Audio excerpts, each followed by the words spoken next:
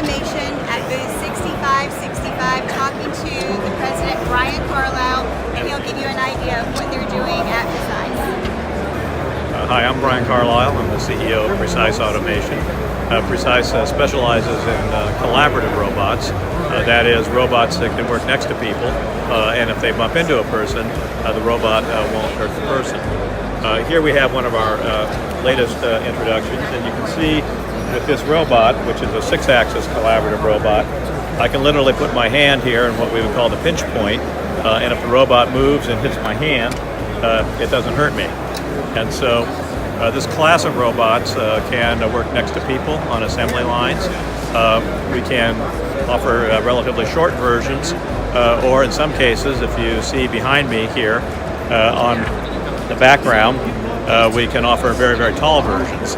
And the tall versions can work up and down up to 1.5 meter vertical travel and access a very large working volume or relatively small footprint in the factory. So this whole new technology class, collaborative robots, is growing very quickly.